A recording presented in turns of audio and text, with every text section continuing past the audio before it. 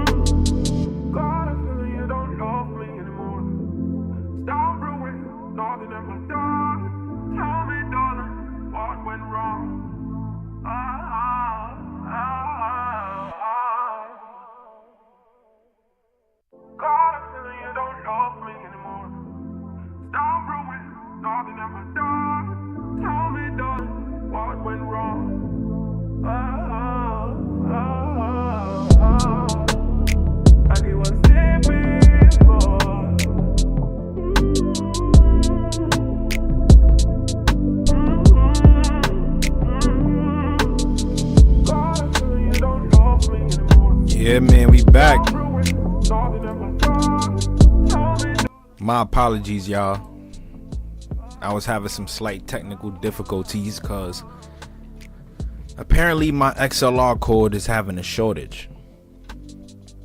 But it's alright though, because we usually keep those on the spare. You know, forever prepared. Forever prepared, man. Copper Color Productions, man. We back in this bad boy with some more good content, man. We here to break the black barrier once again. Some more. They're here to provide more essential information to the public, to the people, to the copper color community, man. To keep people informed. Yo, listen, man. 20, 30 years down the line, a lot of this history, it's not going to be relevant. I mean, they're not going to be teaching it in the schools. A lot of the new teachers are not even going to know about a lot of this stuff, so they won't even be able to implement this curriculum into the schools. You know, I decided to stray away a little bit from the Indian slavery in South Carolina. Today we're going to talk about the slave breeding in the United States. Yeah, the slave breeding. Man, y'all wouldn't even believe it, bro, but it's so many cases of incest in the deep South that surround us as black people. And a lot of it is a result of the slave breeding and people being kept so close together, you know, being packed into small bunches of land where, you know, you forced to keep it in the family, unfortunately. In the other case, you're being forced to breed more black babies for the benefit of income. Man, like I tell y'all in these videos, bro, all they do is look at copper colored people. All they do, is look at us as commodities, man. As dollar bills. And that's sad too, because a lot of the greatest creations come from black people. But let's continue, right? I want you guys to like, comment, and subscribe, man. Like I said, click that notification bell. Run these numbers up. I need to get more people on these live streams because we be dropping gems on this bad boy, bro. Let's move forward. What I got for y'all today? Where do we start? All right, well, on Instagram, I found the video, right, and I ended up putting this on my TikTok. Y'all can go follow me on TikTok, Copper Color King. But it's basically a video about an OG explaining the incest due to slave breeding in Baltimore. In Baltimore, that's another city. First one was Richmond, VA. Then I heard about it happening in Missouri. And I heard about it happening in South Carolina. I read about it. And here we got Baltimore. This explains why a majority of these motherfuckers in Baltimore be geeked out, bro. They be geeked out, tweaking. And they dialect is so funny. It's so funny. It's probably due to that incest, man. Nah, let me not even make that a joke. Because it's a lot of people that's probably suffering from that. And they don't even know it. We were forced to go against God's will. But I'm gonna play this video for y'all, right? Check it out. Let's give this a listen. Most people live within a 50-mile radius of where they were born. A large percentage of the people who lived on the eastern shore of Maryland during this time of these breeding farms migrated to Baltimore. Baltimore, Maryland is the incest capital of the United States of America. Baltimore, Maryland is the incest capital of the United States of America. The incest capital. And according to statistics by my colleague, Dr. Patricia Newton, who's a psychiatrist in Baltimore, in that area in Baltimore, Sandtown, where you had these recent rebellions, 9 out of 10 black women in the depressed parts of Baltimore, 9 out of 10 black women have been victims of incest. In the same area, 7 out of 10 black men have been victims of incest. Did y'all hear what bruh said? Bruh man said 9 out of 10 black women have been victims of incest in Baltimore. And 7 out of 10 black men have been victims of incest in Baltimore. So let's look at that from a total population perspective. Let's just say, right? Let's just say we got a population that's at 200%, right? 200%. This means that 90% of the males in that population are victims of incest. I mean, 90% of the females are victims of incest. And this means that 70% of the females in Baltimore are victims of incest. That's mind-boggling, bro. That's crazy. That's crazy to me, because I'm like, yo, what? So just think about how many people coming out of that area alone have that DNA, have that tie, that link to that family of incest. That's crazy, bro. And this is all due to slave breeding in the United States. Slave breeding in the United States. It is not a game. They was really out here trapping hard off black people. Off the copper colored diaspora, man. This is crazy, bro. I didn't know. You see, I didn't know it was this bad.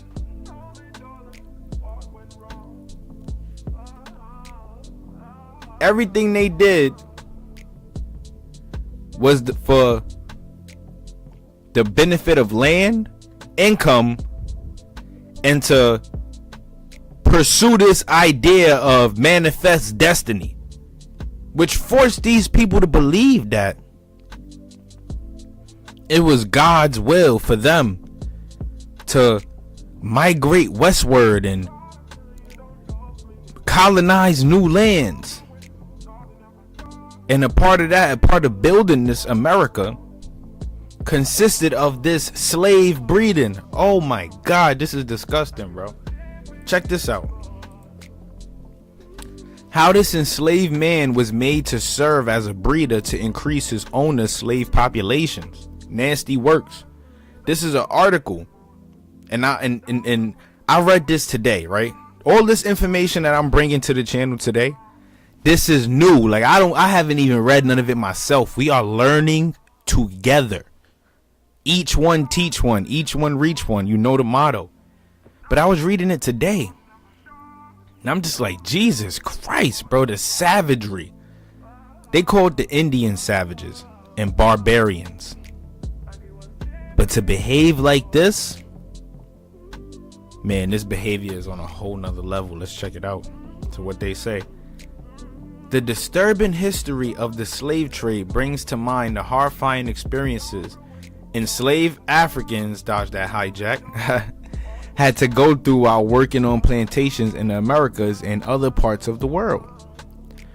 Africans were for centuries captured and chained down, forced onto ships, and taken into new lands against their will. Some even died before getting to their new homes. For those who survived, it was the start of several hours of work on large plantations with little to eat and never having to forget their status as property.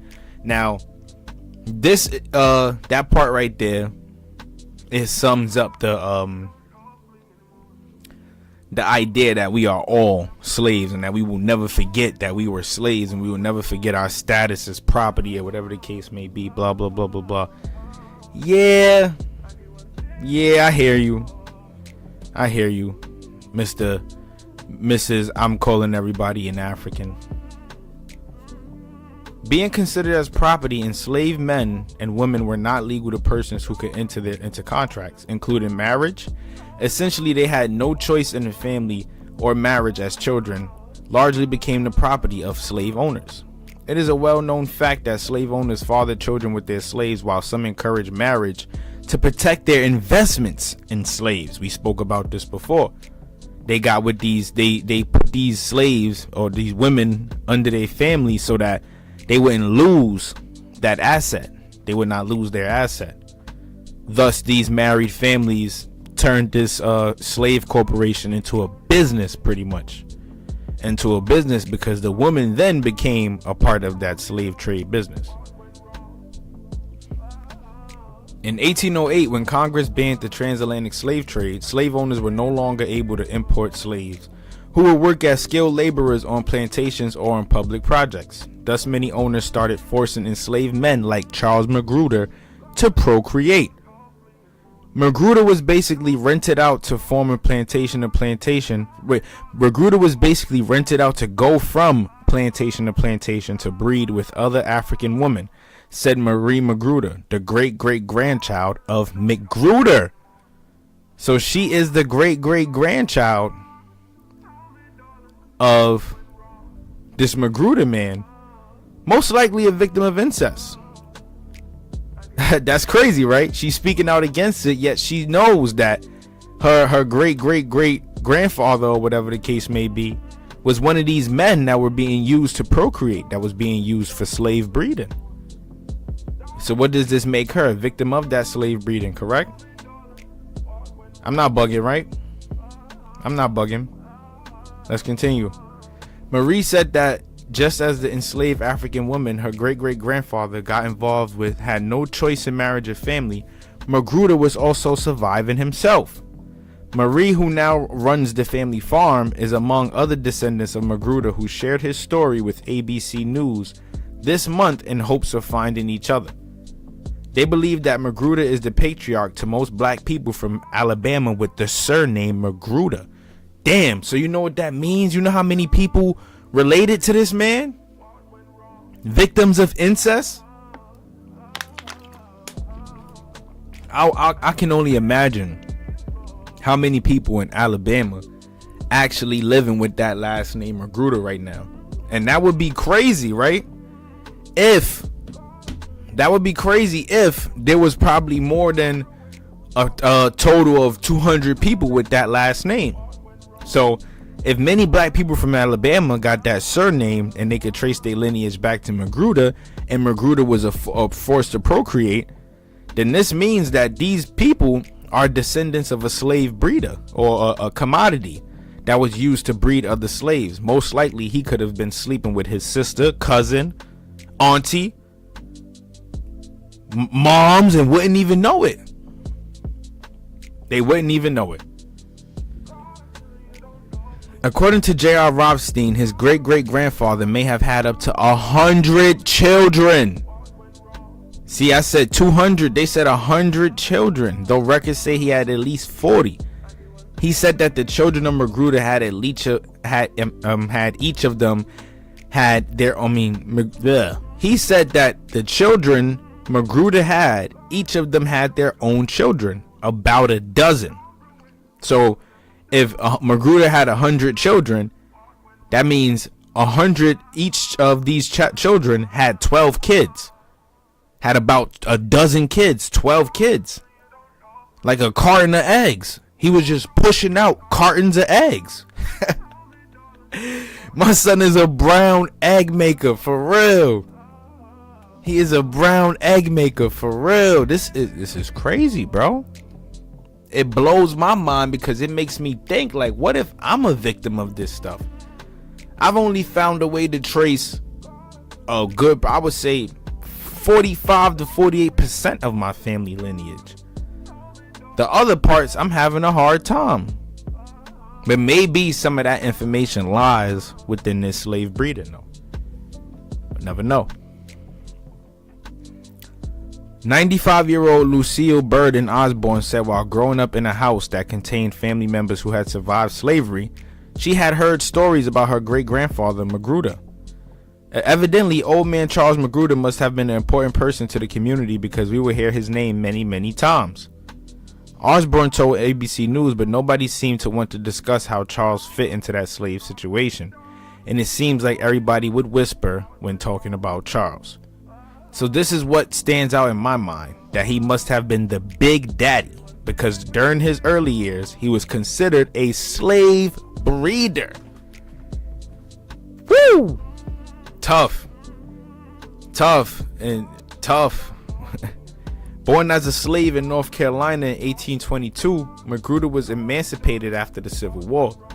After years of sharecropping, he purchased land in 1877 near Sawyerville in Hale County, which some of his family still owns. Magruder also changed the spelling of his family's surname. His white owner was Magruder, the original spelling of Magruder's last name. Magruder's family believes he changed the last name to show his independence. Jill Magruder, who is a descendant of the white Magruders, recently found out that the white Magruders and black Magruders are linked by blood. She is currently mapping out the family tree. That's going to be a crazy one. Let me see. The Alabama Magruders.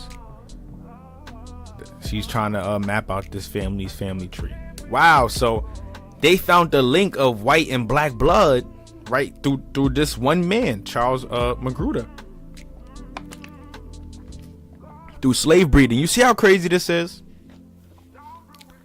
Do you see how crazy this is? This is mind-blowing, bro. This is nuts, because how do you even find or manage to even do that? Like, granted, I think because of slavery, a lot of us may have Caucasian people in our family.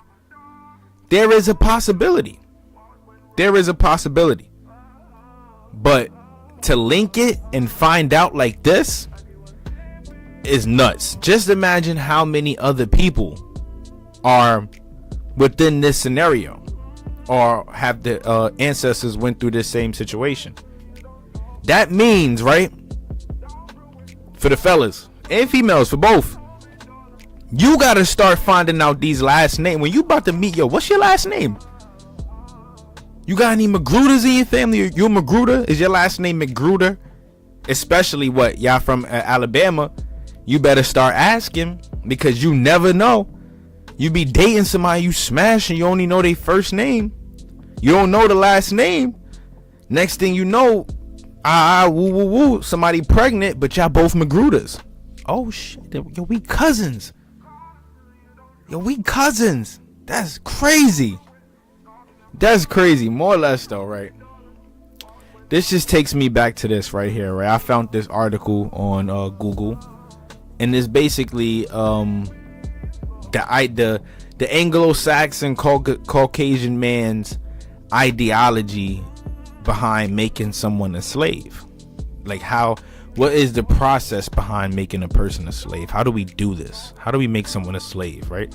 How do we dismantle a family structure and turn them into slaves? Let's check this out. Let's go over this real quick before I even go into the more interesting story that I got, the more interesting book that I didn't read. We're going to read a lot of it together on this live stream today. It's fire. I ain't even going to front. Y'all better stay in tune, man, because we're going to go off. But look, yo. This says, let's make a slave. This is the study of the scientific process of the scientific process of man breaking and slave making. It describes the rationale and results of the Anglo-Saxons' ideas and methods of insuring the master-slave relationship. Insuring, locking it in, making sure we have this. I'm the master, you the slave. This is how we do this.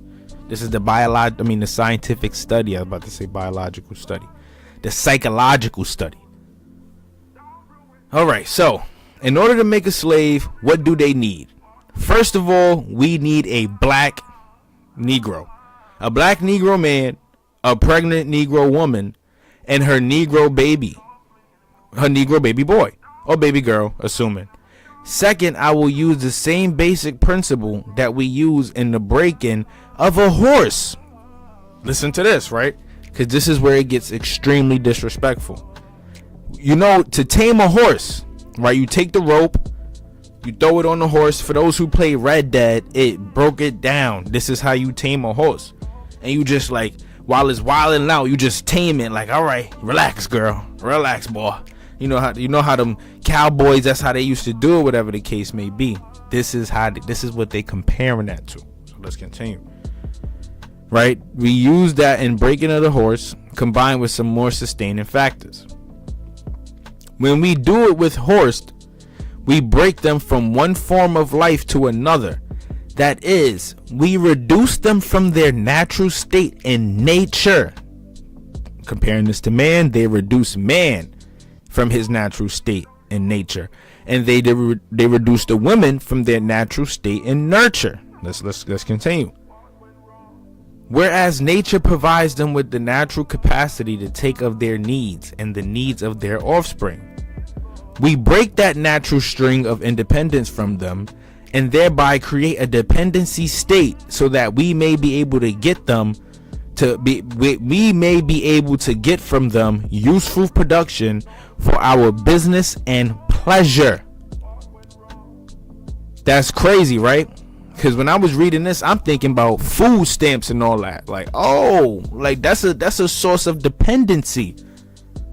That's a source of dependency. People depend on that, right? And it helps, right? It helps.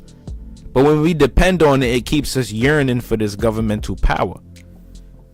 So isn't that basically another form of slavery? But just that now is mental, right? It's mental. Break that black barrier. Break them chains, man. Real spill. This is their scientific study. They remove the natural capacity. They take their needs and the needs of their offspring. We break that natural spring of independence from them and thereby create a dependency state so that we may be able to get from them useful production for our business and pleasure. Turn them into commodities. Cardinal principles for making a Negro. For fear that our future generations may not understand the principles of breaking both horse and man, we lay down the art. For if we are to sustain our basic economy, we must break and tie both of the beasts together. What are you disrespectful motherfucker? The Negro and the horse. We understand that short-range planning and economics results in periodic chaos. So that to avoid turmoil in the economy, it requires us to have breadth and depth and long-range comprehensive planning, articulation, both skills and sharp perception. We lay down the following principles for long-range comprehensive economic planning. Check this out. All right, so let's just stop real quick. We gotta stop. I gotta stop and just break something down for y'all, right?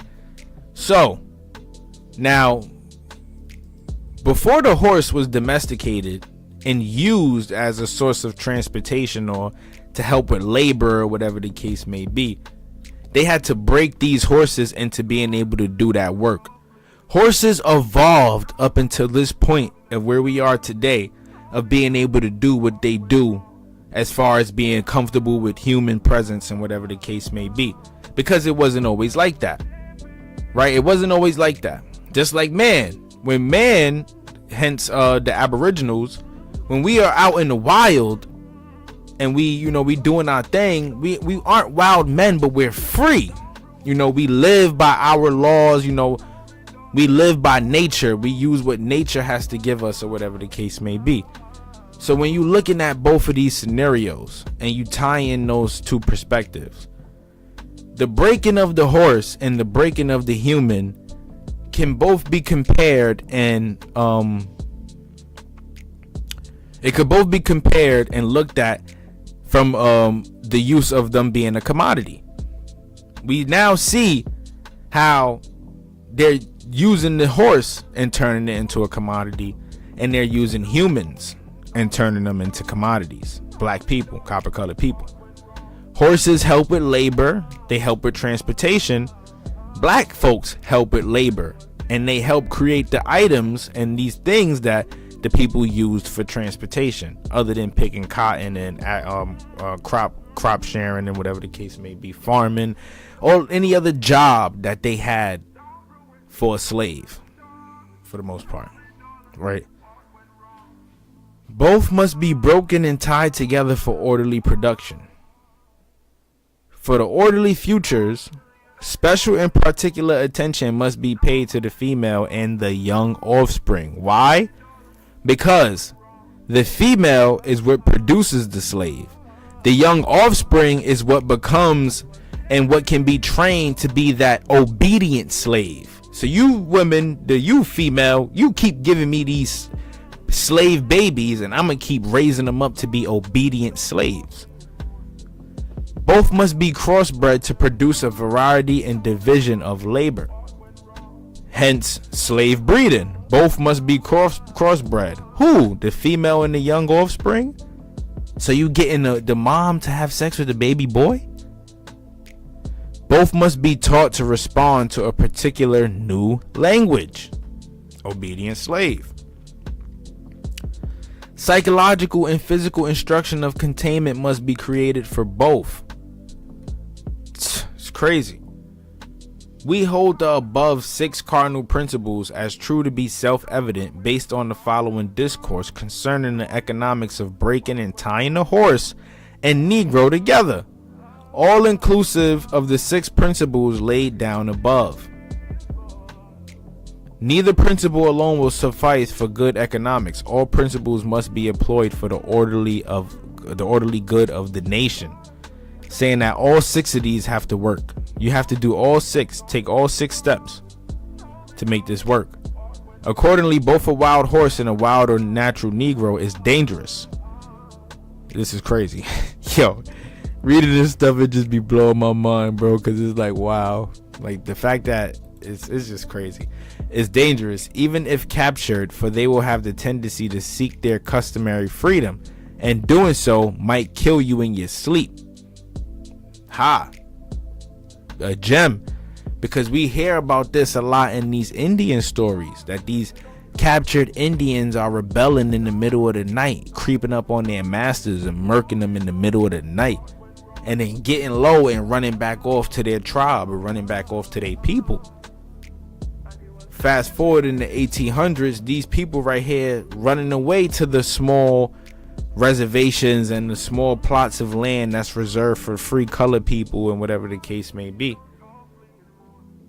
They know where to go. They knew where to go.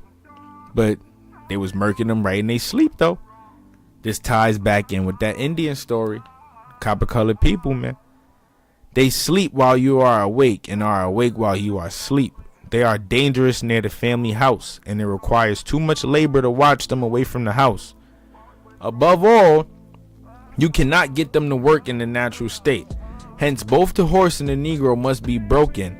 That is, break them from one form of mental life to another. Break them from one form of mental life to another. Break them psychologically. Put them through so much that they have no choice but to be obedient to thy master. Break them mentally and physically.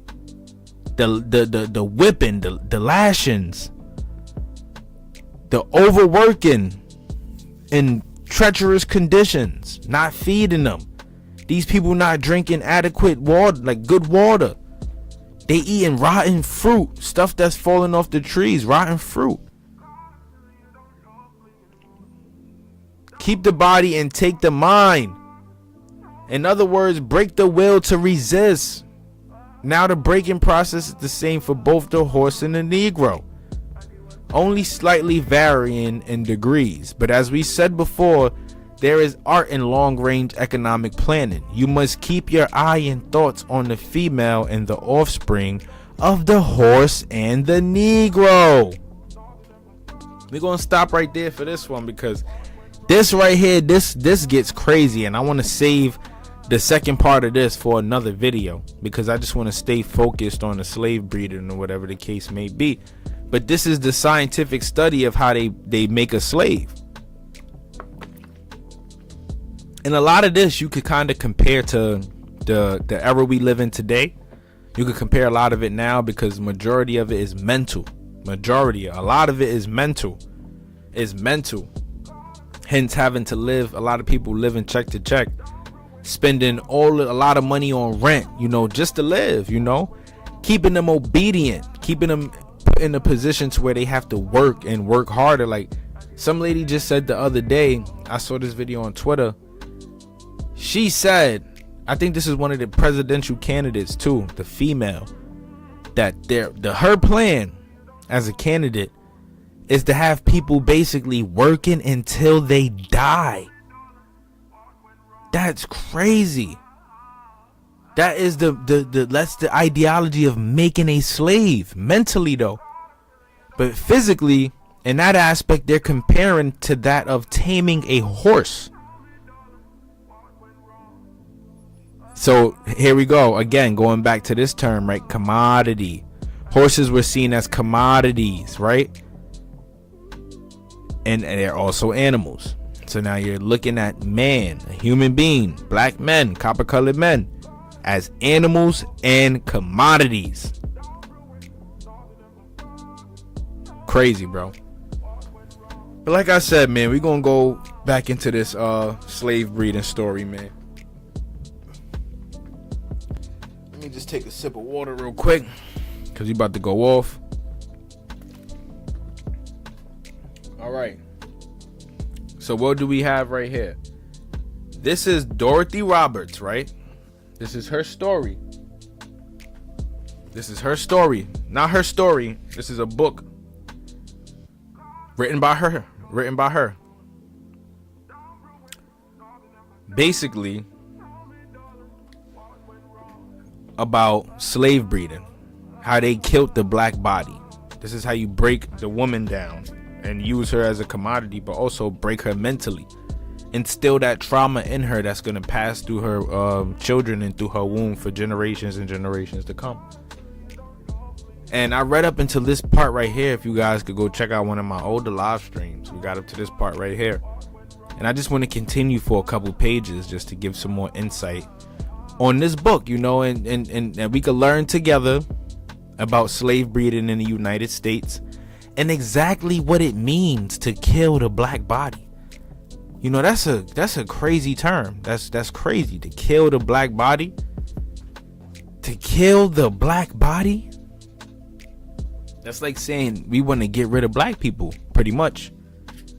But then at the same time, this whole process was used to turn us into commodities, or, you know, to, like I said, pursue this ideology of manifest destiny. Now let's start though. Let's get it started.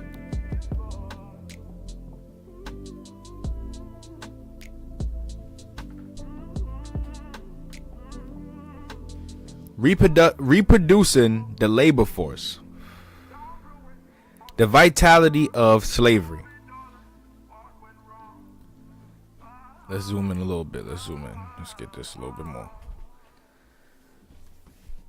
The essence of black women's experience during slavery was the brutal denial of anatomy over reproduction. Female slaves were commercially valuable to their masters, not only for their labor, but for their ability to produce more slaves. The law made slave women's children a property of the slave owner. White slave masters therefore could increase their wealth by controlling their slaves' reproductive capacity. That's crazy. How do you control someone's reproductive capacity? Well, they about to let us know, right? With owners expecting natural multiplication to generate as much as 5 to 6% of their profit, they had a strong incentive to maximize their slaves' fertility. An anonymous planter's calculations made the point. I own a woman who cost me $400. When a girl in 1827 admits she made me nothing, only worth her victuals and clothing, she now has 3 children worth over $3,000. She wasn't as valuable when he owned her when she was a girl. But when she became a woman and had 3 children, her value basically tripled from 400 to 3,000. This is including the children. That's including the children. So now the slave master is not looking at this like, oh, okay, she just gave 3 kids, 3 extra slaves. He is also looking at it like, oh, this is an opportunity to produce more slaves and make more money. If these 3 children bringing me an extra 2,000 and some change, then they need to have 3 more children per each child. Like they said with that other dude, if he had 100 children and each child had a dozen kids, just look at that opportunity for the slave breeder. That's a lot of money. You feel me? High value. I would not this night touch $700 for her. Her oldest boy is worth $1,250 cash, and I can get it. Another report confirmed that a breeding woman is worth from 1/6 to 1/4 more than one that does not breed. Slave births and deaths were not recorded in the family Bible, but in the slaveholder's business ledger. The ban on importing slaves after 1808 and the steady inflation in their price made enslaved women's childbearing even more valuable. Female slaves provided their masters with a ready future supply of chattel. So we saw this 1808 thing. We saw it in the other video that I put on my Instagram or whatever the case may be, on my TikTok. But basically, because they couldn't import no more slaves, the only way to keep this business bussin' is to have the slaves we already have produce more slaves, thus creating that whole entire ideology of slave breeding, even though it was something happening before 1808. So the law wasn't stopping these people. The law could not stop these people. They made their own laws, and they did this their own way. They did it in a way where they could produce as much income from the wombs of black women and from the seeds of black men. That's crazy. Female slaves provided their masters with a ready future supply of chattel. Black procreation not only benefited each slave's particular owner, it also more globally sustained the entire system of slavery. Unlike most slave societies in the New World, which relied on massive importation of Africans, which is cap, we know the truth. We know that they was sending out more Aboriginal slaves than they was importing in even in African slaves. Why? Because they already had a mass amount of slaves here in America. They turned this entire land, all the indigenous people, into slaves. Straight up. The slave population in the United States maintained itself through reproduction because they couldn't import any more slaves, so to say. As Massachusetts Senator Charles Sumner deplored, "Too well I know the vitality of slavery with its infinite capacity of propagation. Here lies one of slavery's most odious features. It's forced its victims to perpetuate the very institution that subjugated them by bearing children who were born the property of their slave masters." To be sure, female slaves were primary laborers, and their capacity to reproduce did not diminish their master's interest in their work. As we will see below, when a female slave's role as worker conflicted with that of the childbearer, concern for high productivity often outweighed the concern for high fertility. Slaveholders were willing to overwork pregnant slaves at the expense of the health of both mother and child. So fuck that. Screw that. We about to exploit both of y'alls. We gonna exploit both of y'alls, and I'm gonna get the most I can out of you, because at the end of the day, I could always breed another one. This was the ideology. This is how they looked at this stuff, man, and it's sickening. It makes you sick. It'll make you sick to your stomach. But then at the same time, we can't be angry. We cannot sit here and be upset and be angry. We can't let them see us get like that, because at the end of the day, one, it was hundreds of years ago now, not too long ago, but it was a couple years ago. We have to move forward in a positive way, but at the same time, we have to acknowledge this stuff, because this is the trauma that a lot of our women had to deal with for generations after that.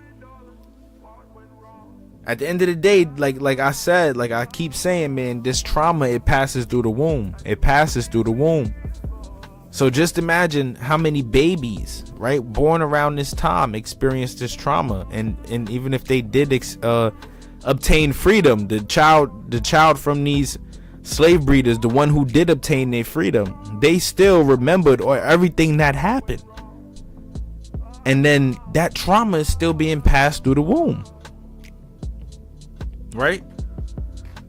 But even if, as some historians contend, slave childbearing and rearing were not among slave owners to top priorities, there is convincing evidence that whites placed a premium on slave fertility and took steps to increase it. They placed a premium. To use a word like that, that's like saying, like, when you get a Netflix package, right? You get the regular monthly woo. Nah, the premium, you paying the $30, $40, however much it costs for the best package you could get. They placed a premium on slave fertility and took steps to increase it.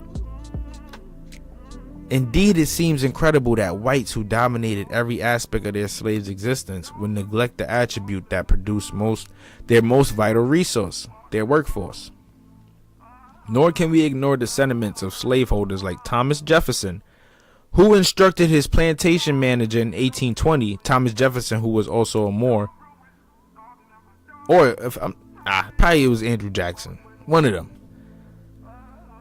I consider a woman who brings a child every 2 years as more profitable than the best man on the farm. So you saying the woman, right? And this is most females. This is most females. So just look at it from this perspective, right? You got 10 men, 10 strong, bold, strong men on the plantation. And then you got 10 or 7 females, right? No matter what, you got these 10 men. They work in the fields, they plowing, they doing everything. They got your plantation busting. Those 7 women are still more valuable because they can always give another 10 of those men. So these 10 men are replaceable, but these 7 women, I need them. I need them to give me more of these men. More of these men. This is out of the words. This is out of the mouth of Thomas Jefferson. He instructed his plantation manager. We just learned that. Slave owners who overworked their pregnant slaves operated under general ignorance about prenatal health combined with stereotypes about black women's natural propensity for childbirth. They were not fully aware of the extent of the damage their labor practices inflicted on their long-term human investment. A more realistic assessment is that because female slaves served as both producers and reproducers, their masters tried to maximize both capacities as much as possible, with labor considerations often taking precedence. Even then, the grueling demands of field work constrained slave women's experience of pregnancy and child rearing. Every aspect of slave women's reproductive lives was dictated by the economic interests of their white slave masters. Every aspect of a slave woman's reproductive life. Meaning, I tell you when you need to get it popping. I'm in control of what happens with your body. You no longer have control over your body. Let's go back to this idea of how to make a slave. We dehumanize you, right? We break your will. We break your ability to resist. And we take control of your body. Give me the body, you take the mind. Give me your body. Right? That's what they said. Crazy, right? We could go back to it. Keep the body. You know, they said keep the body and take the mind. Keep the body and take the mind. Crazy, bro. The carrot and the stick. Slaveholders devised a number of tactics to induce their female slaves to bear children. Although these methods were neither uniformly practiced nor uniformly successful, most slave masters used some techniques to enhance slave fertility. I want to see what techniques they use. Let's find out.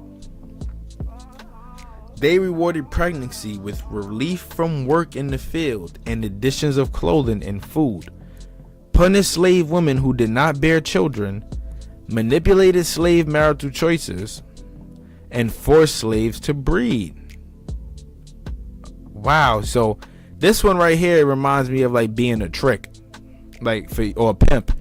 For every time you getting pregnant, right? You're not working in the field. We giving you clothes and food. Now, I mean, we spoiling you. You getting spoiled, right? At this time, that's the stuff that they needed, right? They was like, oh, I need this stuff. So she did what she had to do to survive at that time, right? And they was pimping them out, basically. And they was punishing the ones who couldn't have children. Basically, punishing those who couldn't produce babies for whatever probably genetic reason that they had, or health reason that they had, and they were further punishing them, thus inflicting more pain and more trauma and possibly murdering a lot of these women because they couldn't bear children. They manipulated slave marital choices, forced people to get married, and forced them to breed. They forced families to get together. Which means a lot of these people had kids and were forced to get married just to breed more children, right? Do it or die. Do it or work harder or get whipped or receive 50 lashes or 100 lashes, whatever the case may be. This crazy though, because once these slaves were free, did they remain a family? And if they did, what does that mean for the family? Wasn't out of love. They got married to survive. So what does that mean about their instincts and how they're going to conduct themselves moving forward? Survival mode. And we hear this a lot. Our ancestors were in survival mode, never in thrive mode. It was never a time when we were able to thrive. And it comes from stuff like this. So how do we move forward? How do we move forward and thrive from stuff like this? That's my question now. That's the question I want to ask.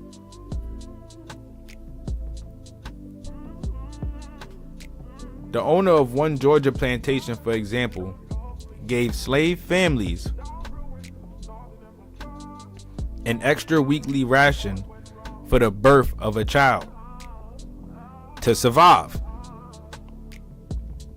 A ration is like a thingy of food and like other necessities that you need to survive. So just because they was bearing more children, they provided these people with rations. That's hell of a bargain, man. It's hell of a bargain. A Virginia planter rewarded new mothers with a small pig. Some women seemed especially to appreciate presents that recognized their femininity, such as a calico dress or hair ribbons. Pimping. Here we go, pimping again. On P.C. Weston's estate, the plantation manual prescribed that women with 6 children alive at any one time are allowed all Saturday to themselves. They are allowed the Sabbath to themselves. Something that these people were probably already practicing from wherever they came from. They gave it to them and they was happy for it. This means something. Connect the dots. Slave women were sometimes guaranteed freedom if they bore an especially large number of children. Rhoda Hutt's mother was promised manumission when she had her 12th child, but died a month before the baby's due date. What are the odds of that?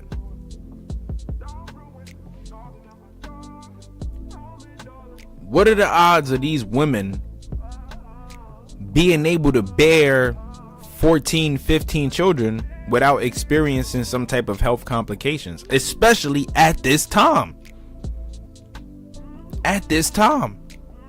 So what does this mean? I doubt we had a lot of free women going free.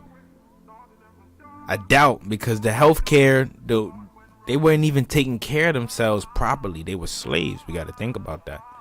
This is crazy. Even without these concrete rewards, slave women felt pressure to reproduce.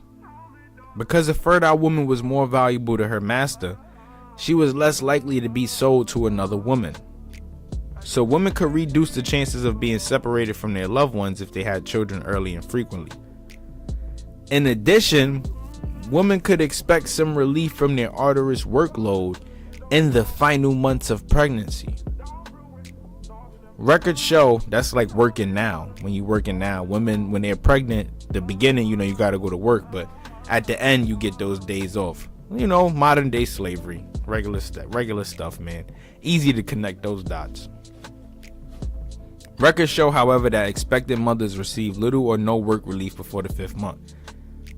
Although data are scanty, it appears that slave women had their first child at an earlier age than white women of the time.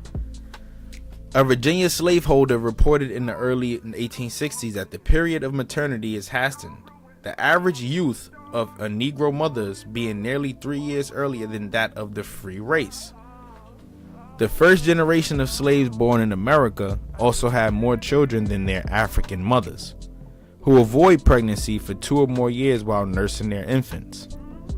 It was natural increase and not importation of slaves. That explained the enormous growth in the slave population to 1.75 million by 1825, which also explains the growth of these mixed breeded people.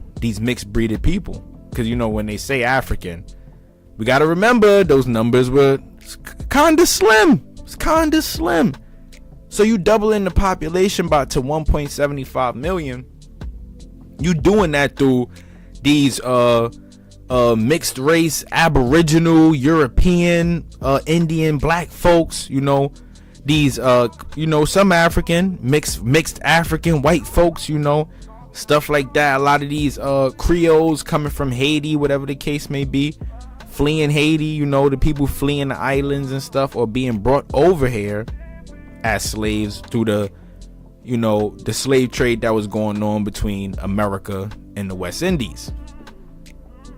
But they saying they grew the population due to natural increase. It's nuts, bro. It's nuts. So you saying by the time of the Emancipation Proclamation, when these people are free, a lot of these folks are descendants of natural increase of slave births. Think about that. That's why that trauma is in all of us. Is in every single one of us. That hate.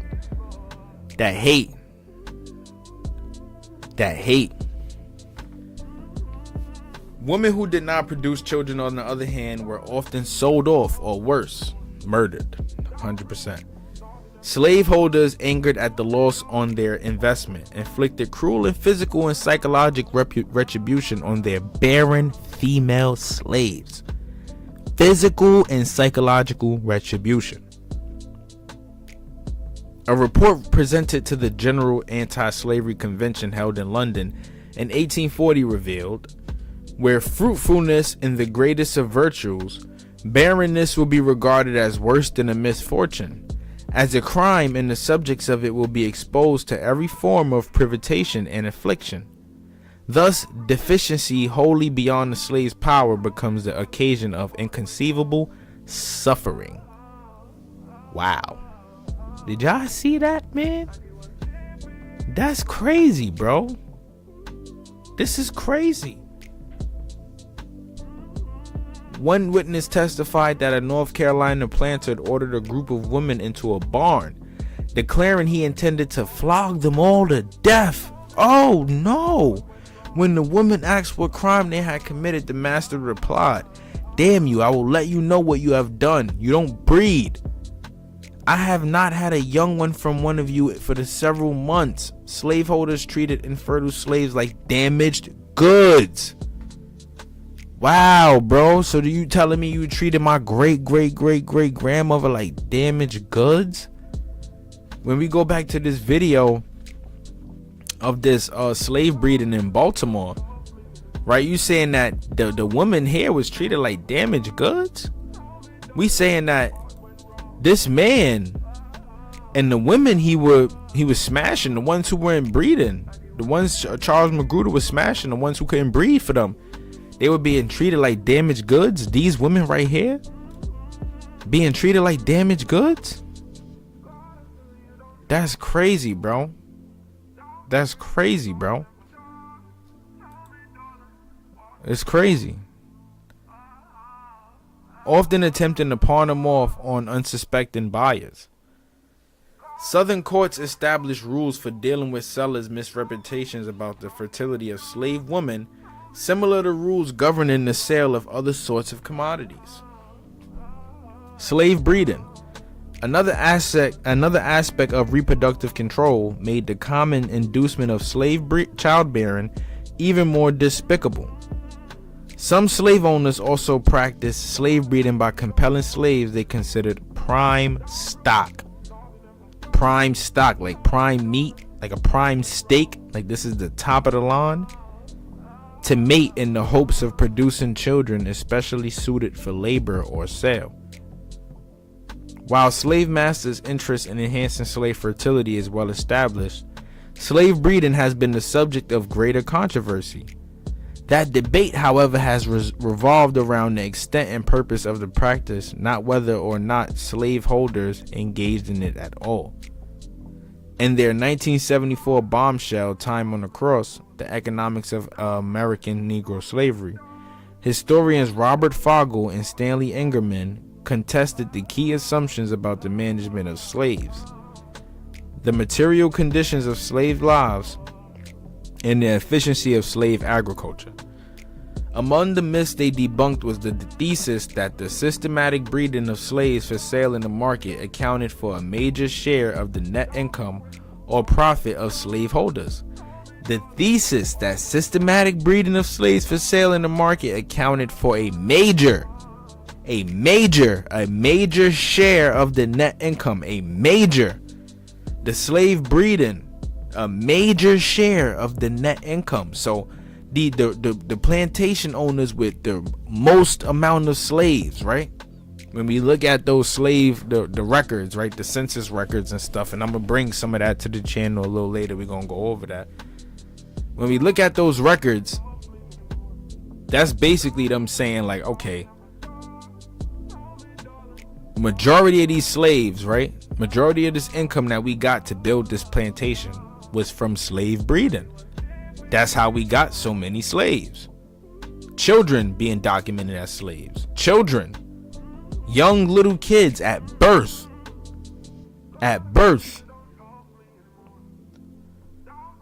Or as a matter of fact, let's see if I can find it.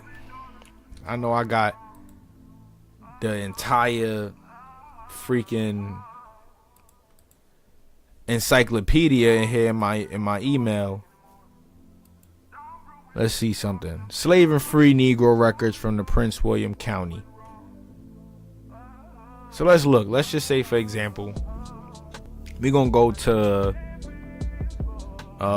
something in the 1800s if they have. And we going right, boom, Prince William County. What we got?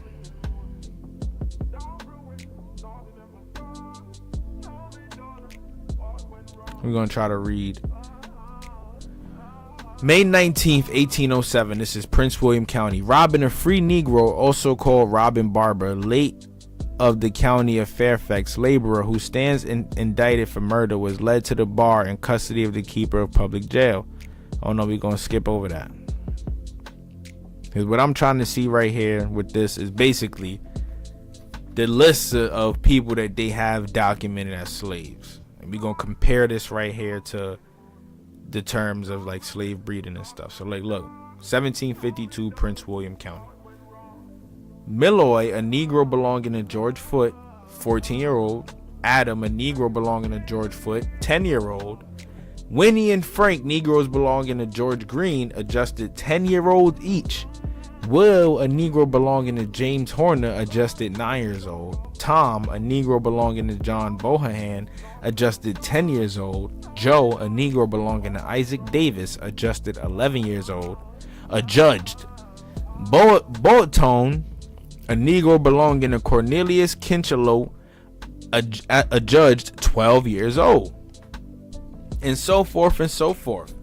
We see all of these different like Negro kids, all 14 and younger.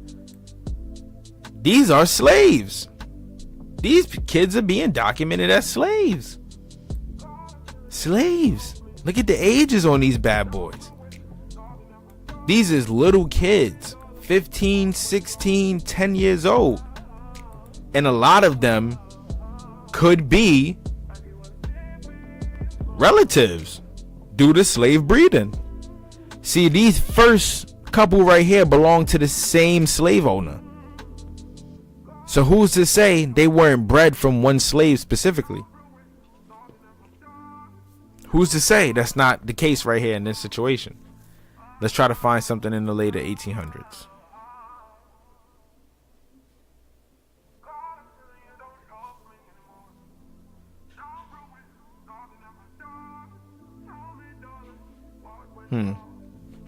It's a lot of information in this. This is probably something that I would have to try to break down myself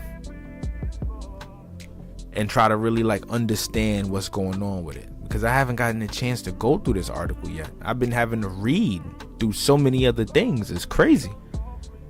But like when we doing this stuff, we doing the informational research, you know, we seeing what's going on here. Look, like I said, all 15 years and younger though. All these children belonging to these slave owners, right? Some belonging to the same slave owners, to the same families right here. A Negro girl belonging to the wife and a Negro boy belonging to the husband, Samuel and Susanna Grigsby. Right? And then, like I said, in this one, you got the first couple slaves belonging to the same slave master. So who's to say they not relatives, you know, of slave breeding? They're not victims of the slave breeding, shall I say. Sorry. But let's continue though. Where did we leave off? While slave masters' interest in enhancing slave fertility is well established, slave breeding has been the subject of greater controversy. That debate, however, has revolved around the extent and purpose of the practice, not whether or not slaveholders engaged in it at all. In their 1974 bombshell Time on the Crow, The Economics of American Negro Slavery, historians Robert Fogel and Stanley Ingerman contested the key assumptions about the management of slaves, the material condition of slaves' lives, and the efficiency of slave agriculture. Oh yeah, let's move forward. Their disagreement with their prevailing accounts of forced mating centered on the claim that whites widely employed livestock breeding techniques to raise slaves for the market. Livestock breeding techniques, like when they putting pigs in the den and cows and all of that, keeping them together and forcing them to breed with one another to produce more pigs and cows. Fogel and Ingerman argued that such practice was unsupported by plantation records and would have interfered with slave masters' overriding objective of maintaining a stable workforce. Unlike animals, slaves would rebel against massive breeding. The authors argued, thus wiping out any potential gain achieved by pushing their fertility rate to its biological peak. Rather, planters usually encourage fertility through the positive economic incentives described above. But Fogel and Ingerman did not dispute evidence that slave owners at least occasionally engaged in breeding to enhance the productivity of their own plantations, and more rarely to increase their slaves' marketability. In her extensive review of slave narratives, for example, Thelma Jennings discovered that about 5% of the women and 10% of the men referred to slave breeding. Wow. That's crazy, bro. That's crazy. 5% of the women and 10% of the men referred to slave breeding. 10% of the slave owner population.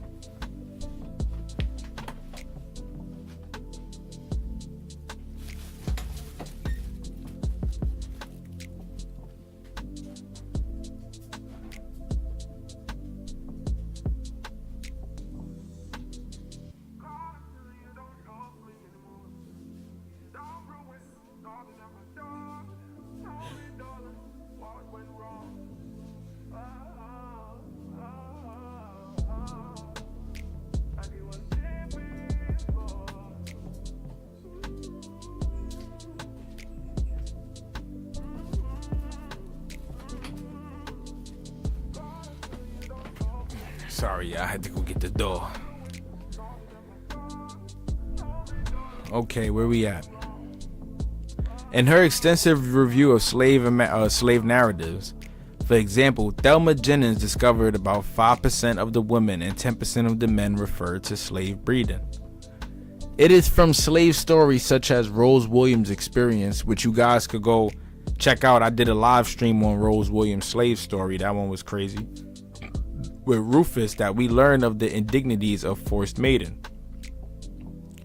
Frederick Douglass recorded in his autobiography how Edward Covey purchased a 20-year-old slave named Caroline as a breeder. Covey mated Caroline with the hired man and was pleased when a pair of twins resulted. Wow, look at this. Add that on to the Frederick Douglass history that we learned in school. They didn't teach us that part. They didn't teach us this small one right here. That's in his autobiography.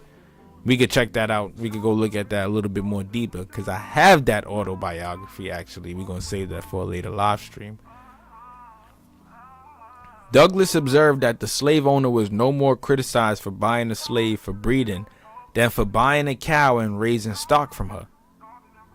And the same rules were observed, with a view to increasing the number and quality of the one as of the other. Comparing it to a cow. That is nuts. That is fucking nuts, bro. Katie Darling, an ex-slave from Texas, described the practice in these words. Massa pick out a potly man and a potly gal and just put them together. What he want the stock. Read that again. Massa pick out a potly man and a potly gal and just put them together. He picked 2 slaves out the bunch. Hey, y'all get together. Breed now. Make me more babies. That's why I'm saying, like, when a lot of these families finally obtained their freedom, how many of them were victims of slave breeding? Did they breed due to love or because they had to survive? Are you a descendant of survivors? I mean, most of us are. But of families having to survive in this way? Like, think about that. Think about the grandparents, our great-great-grandparents. Is this how they had to live? This is nuts, bro. Slaveholders had a financial stake in male slaves' marital choices, as well since the children of the union belonged to the wife's owner. Although marrying abroad was common, some masters forbade their male slaves to court a woman from another plantation. Nor could a slave marry a free black man or woman. They were forbidden to marry someone free. Why? Because once they did that, they were then considered to be free. The obstacles to finding a mate of one's choice. Matter of fact, you know what's a good example of this? Y'all go watch that movie 12 Years a Slave. Go watch 12 Years a Slave. That's a good example of that scenario right there. The obstacles of finding a mate of one's choosing led to one slave to complain that black men had a hell of a time getting a wife during the slavery. If you didn't see one on the place to suit you, and chances was you didn't suit them, what could you do? Slave marriages were not recognized by law. These were partnerships consecrated by slaves' own ceremonies and customs, because, you know, we had our own ways of doing these things, you know, a lot of these things were a part of our own traditions, you know, even though because of the Christian and Catholic religions, you know, being imposed on the people of this land, and a lot of the slaves already being Catholics and Christians, because let's remember, a lot of these black people, right, a lot of them were Europeans, you know, these were Europeans who just so happened to be dark, you know, darker skin, and because of that, they were being considered a part of this slave population, and a lot of them were breeding with Indians and stuff like that, making dark babies, and these babies being taken as slaves or whatever the case may be, right? Slaveholders' interference with bonded men's intimate lives was often more blunt. Some masters rented men of exceptional physical stature to serve as studs. Here we go with the slave studs. This is the part that we've been trying to get to. Using terms such as stockmen, traveling Negroes, and breeding Negroes, slave men remembered being weighed and tested, and then used like animals to sire shadow for their masters. Of course, this also meant forcing slave women to submit to being impregnated by these hired men. Jephthah Choice recalled fulfilling the role of a stud. The master was mighty careful about raising healthy Negro families, and used us strong, healthy young bucks to stand the healthy Negro girls. When I was young, they took care not to strain me, and I was as handsome as a speckled pup, and was in demand for breeding. Elijah Davison similarly reported that his master mated him with about 15 15 different women. He got him with 15 different women. This is what, I ain't even gonna lie, they probably would have tried to use me to do a lot of that. They tried to use and abuse me. Cause I mean, yeah, I mean, but we ain't going out like that. Yeah, I mean, it's a different era that we living in. If I could get back from my ancestors, I would. But I'm trying to do it in a positive way, because I do know that if I do have family members who experience this, then that trauma is embedded in me too. Gotta shake it off. But yeah, they got him with 15 different women. 15. He believed he fathered more than 100 children. Charles Magruder, just like this Charles Magruder story. This dude too, Elijah Davison, they fathered more. He said he believed he fathered more than 100 children.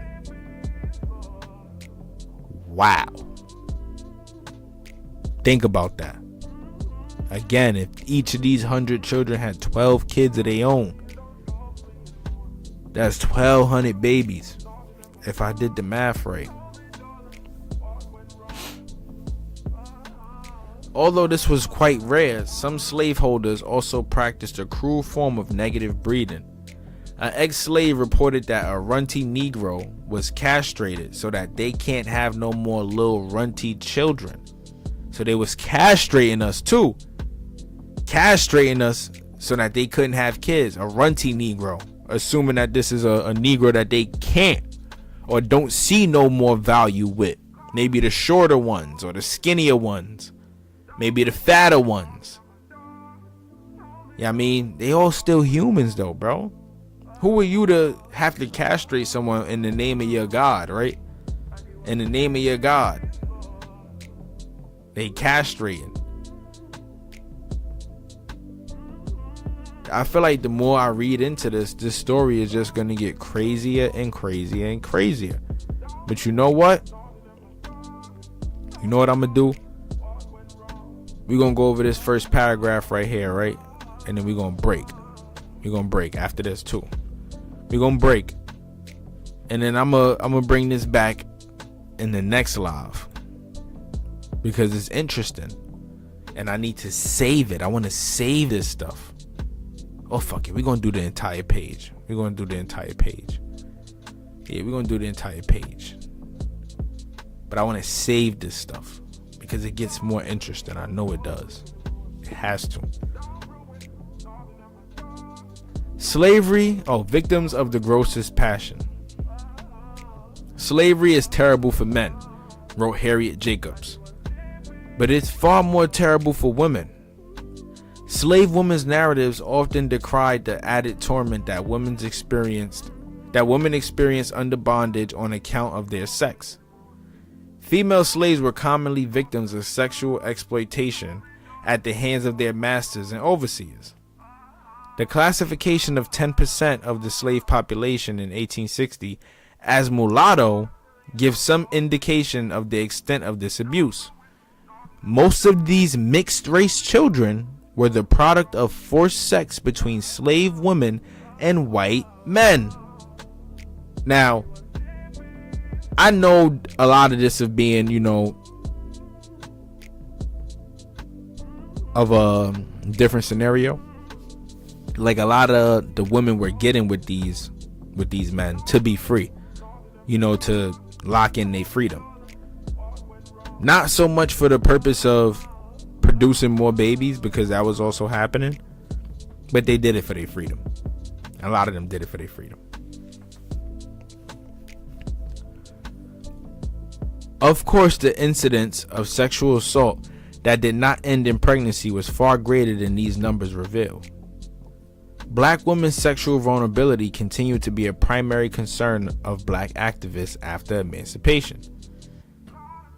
A pamphlet entitled "The Black Woman of the South, Her Neglects and Her Needs," published in 1881 by the prominent black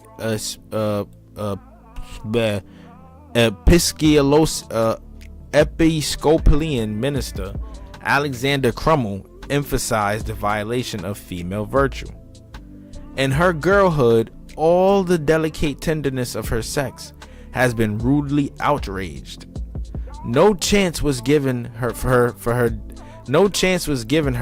delicate reserve or tender modesty. Let's take a look at that, because you know what? I be saying this too, like, you know, people, us as copper colored people, we a little bit too angry. But here in New York, a lot of the women here in New York are angry. They be extremely angry for no reason. They be upset, mad, stuck up, stush, angry all day, attitude on 100 all day. And maybe it's because that trauma they feeling, you know, they can't identify it because they ancestors, right? They weren't given the chance for them to be delicate or reserve or for anything tender, for some TLC, for tender love and care. From her childhood, she was doomed, victim of the grossest passion. From childhood, they basically saying, like think about that. Think about that. That's deep, bro. That's bars. That's bars. Like, what? Son said, in her girlhood, all the delicate tenderness of her sex has been rudely outraged. No chance was given her for delicate reserve or tender modesty. From her childhood, she was doomed victim of the grossest passion. They weren't given the chance to be soft because from birth, they were seen as commodities.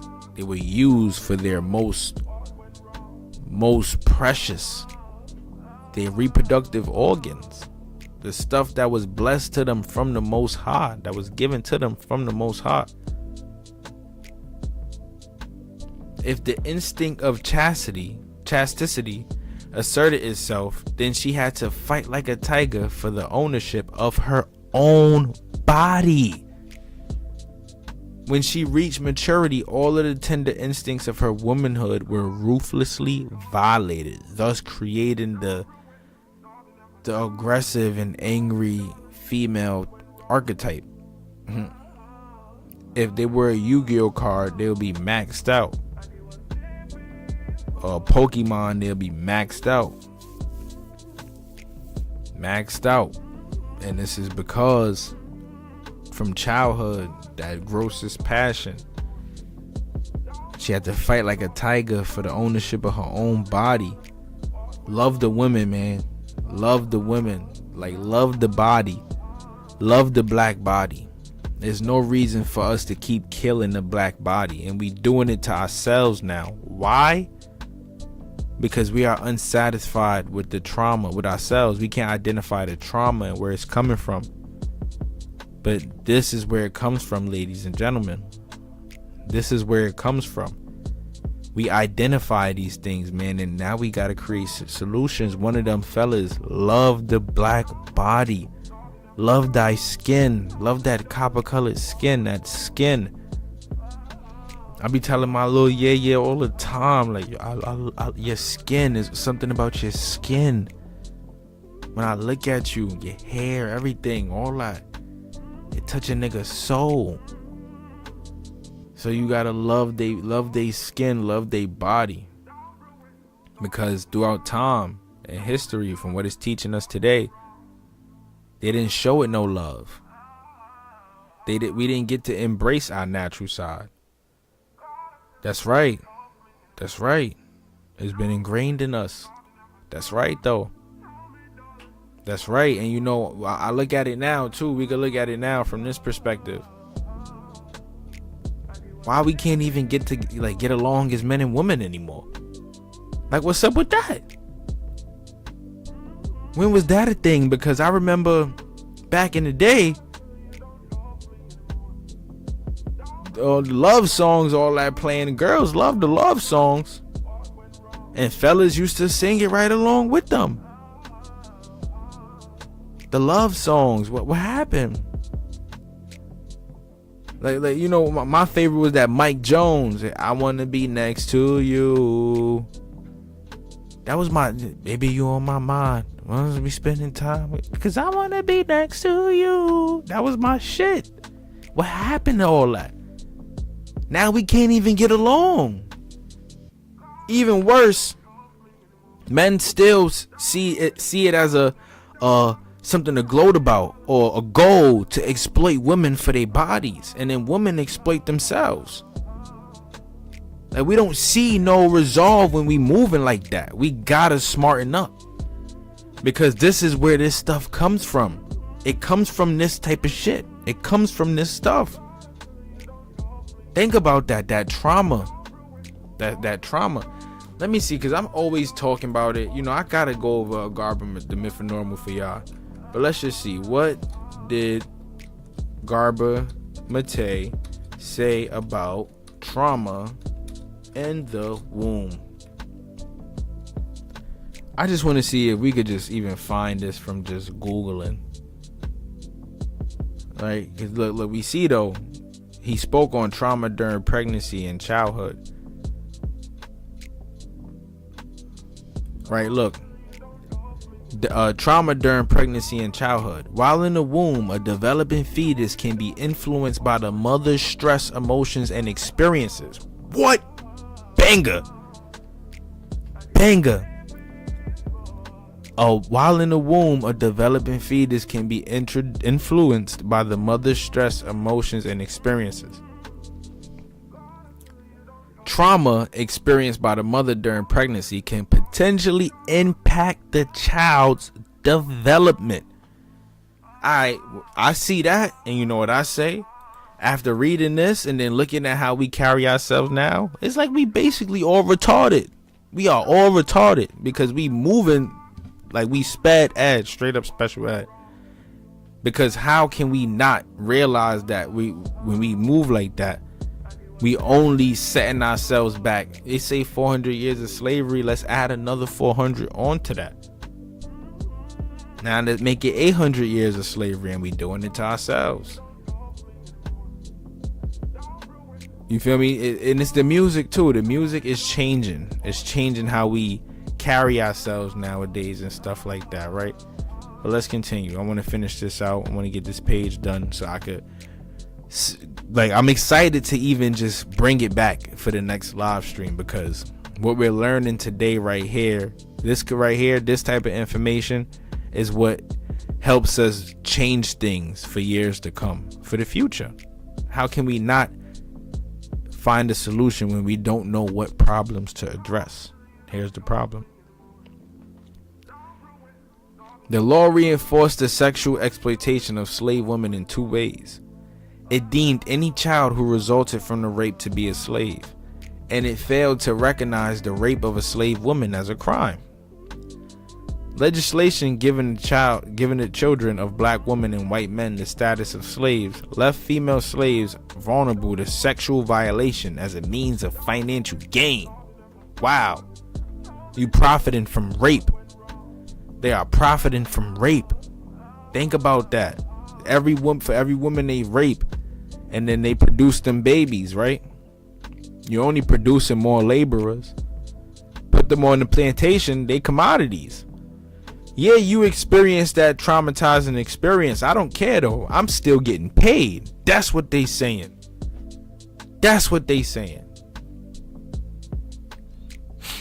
This meant, in short, that whenever a white man impregnated one of his slaves, the child produced by his assault was his property. See?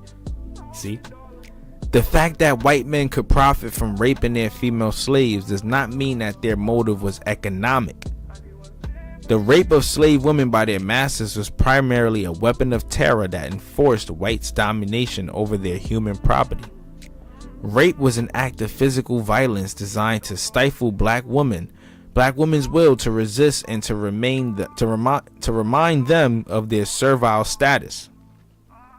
Animalistic behavior, right? And it is in the Bible. This is biblical. This type of animalistic behavior, the Most High does not tolerate this, and this is why their kingdom will fall.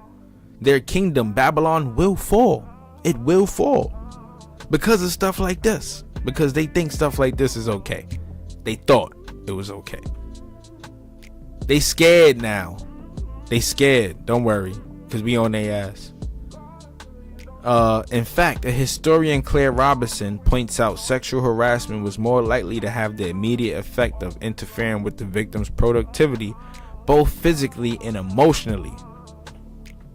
What he just said, right? Go back to what Garber Mate said. That trauma, that same stuff, right? Once the baby is born from this sexual harassment, right? That had an immediate effect on interfering with the victim's productivity, both physically and emotionally. Let's go back to it. What happens? While in the womb, a developing fetus can be influenced by the mother's stress. The mother's stress, emotions, and experiences. This is all in a stressful and emotional experience. We see it. So all the babies that were being bred by these women were experiencing that stress, according to Garber Mate.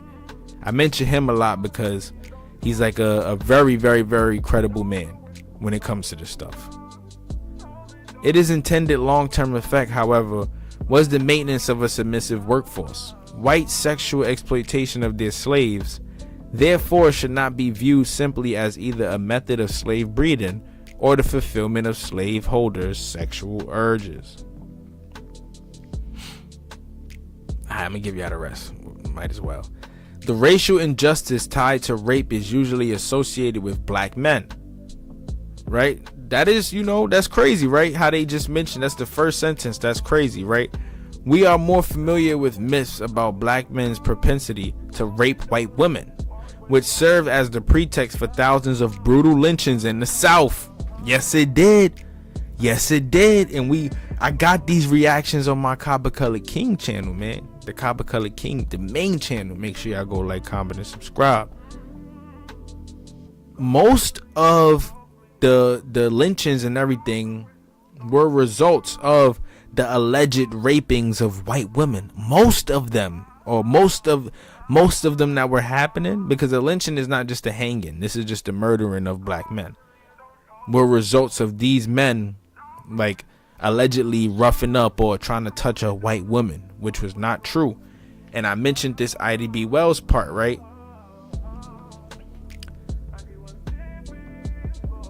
In the words of Ida B. Wells, who crusaded against lynching during the 19th century, white men used their ownership of the body of white females as a terrain on which to lynch the black male. They worked together. They used that leverage. They used it as a ground to lynch black people. But white men also exploited black women sexually as a means of subjugating the entire black community. Hey, think about it like this. You ain't have, unless they was getting married out of love, black men walking around like, yeah, I'm about to breed up Lil Susie. I'm about to get with Lil Susie. 9 times out of 10, I ain't gonna lie, I don't even think a lot of us probably even found them attractive at that time. We probably still was fixated on our beauties, It was too much to go off. Like, you got dark skinned females, brown skinned females, light skin, all melanated. You gotta think about that versus like that, like that. Like, not saying that they not pretty and beautiful, because of course all people are beautiful, but you gotta think about it. You faced with being able to touch either or at this time, I'm 100% sure you're gonna go with that. The blacker the berry, the sweeter the juice. We connected in that way. It has to be that way. It can be no other way. What we see now with these black men getting with these white women, that shit is all a facade, bro. It's all a facade. It's all a facade. I don't know if they really even in love, but you cannot truly be in love because you're not in love with those who were put on this earth to be with you. Yahweh intended for us copper colored people to be together, to keep making that melanin, keep producing that melanin. Ain't no way in hell I'm gonna sit here and believe that at that time we was like, yeah, I'm taking down Lil Susie before I take Sarah down from the plantation, who I've been with majority of my life. Ain't no way in hell. So you gotta look at it from that perspective, right? Think about it. Like that whole theory of black men trying to fuss up or fess up white women, I honestly think, like they just said, they used it as grounds to lynch black people, to have a reason. Ida B. Wells also said it was done to take out the economic competition that they had, to take out the colored economic competition, the high value colored folks. They were being lynched. And they was using the fessing up of white women, the risen up of white women as leverage. Where we at? After emancipation, the Ku Klux Klan's terror included the rape of black women, as well as the more commonly cited lynching of black men. White sexual violence attacked not only free black men's masculinity by challenging their ability to protect black women, it also invaded free black women's dominion over their own bodies. So they attacked our masculinity and the femininity. Going back to, how do you make someone a slave, right? How do you make them a slave? You get them physically, you get their mind, you know. Oh, what you think gonna start happening to you when you feel like you can't protect your family? Y'all need to watch that series, Them. Watch that series, Them, about the family who moved from North Carolina to California and they killed old girl baby in the beginning.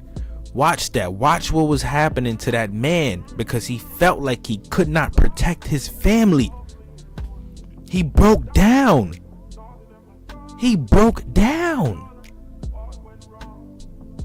Watch that series, and if you have, drop a comment. Let me know. Can you connect the same dots that I just did? Let me know. I nevertheless think that sexual exploitation belongs in a discussion of reproductive control, because rape can lead to pregnancy. It interferes with a woman's freedom to decide whether or not to have a child.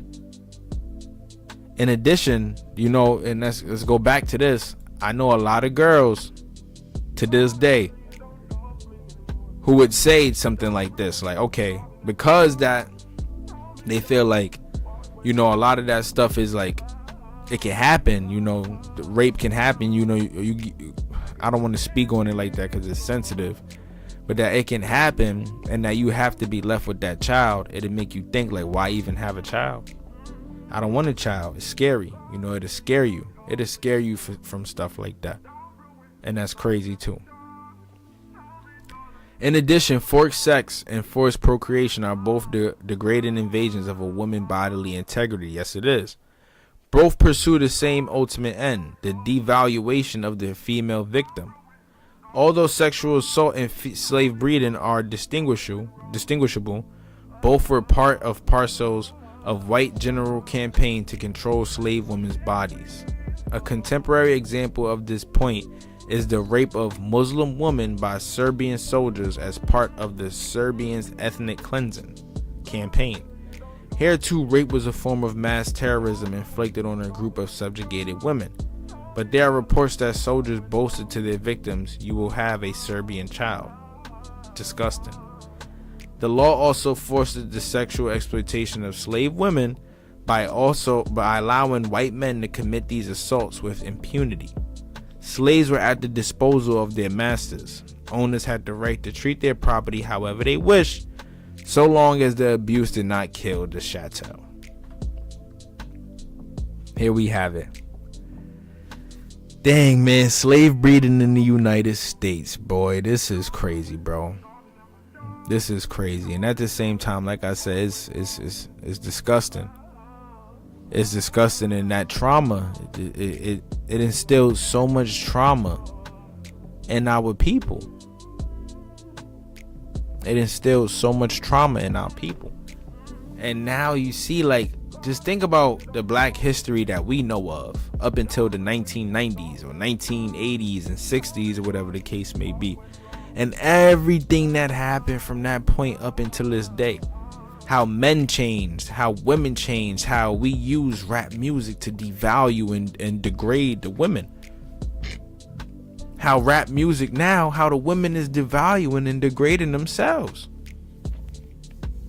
Just think about how all of this, how it changed. It all changed, man. in the blink of an eye. It all changed. And it's due to killing the black body. They killed the black body. Not gonna lie, they did it. And we experiencing the after effects of a lot of that stuff today.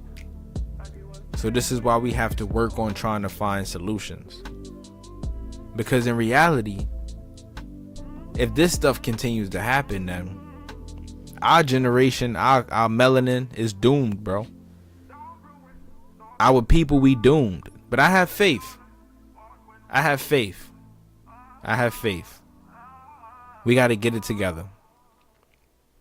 We got to get it together. I'm going to continue this one because, like I said, I just want to educate and, you know, make people aware of what was going on back in them days that made us feel the way we feel today. Crazy, right? How that 400 years of slavery affected us so much in a mental way. And you really got to be conscious of it to be able to understand how it did it. You got to be conscious. You know, you got to keep your third eye open. Keep your third eye open. Keep your spirit pure. And fellas. Oh yeah, that's a fact. Wearing dresses and walking around in dresses and wearing makeup. Yeah, it's crazy. It's crazy. Never I ask my pops about that sometimes. He be on some like, yo. I ask him like, yo, back in the day type of time. He look at me like, what? Like what? My pop's old school. Pushing his 70s soon. Give it 6-7 more years. You feel me? So yeah, man. We living in a nasty world right now, and we gotta clean up. We gotta clean up, and we gotta clean house. Everybody that ain't with this movement, they gotta get lost, because we aiming to make changes. We aiming to be better. We aiming to break that black barrier, that stigma that comes with being black. I love the skin I'm in, but that does not mean that we have to roll with that same ideology. You know, let's introduce new stuff to each other. Let's go back to the ways of the ancient. That'll change things for sure. You know what I mean? Tell a friend and tell a friend to tell a friend about this channel, man. Morals and Money, Copper Color King. We going crazy. Check out the podcast too. We going crazy. Also, y'all could join that masterclass too, man. Get your little brother, your little sister, whoever it is. If they interested, tell them join, because we teaching engineering, video editing, branding, black history. I even have a little wordplay game that I'm about to create. Basically, you click the card, you get the definition, like Quizlet. You got a card, you click the card turns, you get the definition. And there's gonna be a lot of terms, a lot of things that existed back in the day, you know, and that we could familiarize ourselves with it today, so we could get a better understanding of history in a nutshell. Not his story, but the story, the true story in a nutshell. I appreciate y'all for tuning in, man. Like I said, Copper Color King. Like, comment, subscribe. We always going crazy. I'm always going to bring content, new content to the channel. And these live streams, we just going to keep getting better. You know, we're going to come back with that Louisiana slavery, the Louisiana Indians. We're going to come back with that one. Just wanted to touch bases on this. We're going to keep this one going. This is for my ladies. Because I love y'all, I want y'all to understand this one. Stop fucking with these nasty, dirty, low down, dirty dog. Can't keep they meat in they pants. Mother lovers. Because they are a part of the problem too. Big facts. Your body's a temple and shall be treated as such. Remember that. You heard it from the Copper Color King. Let's get it.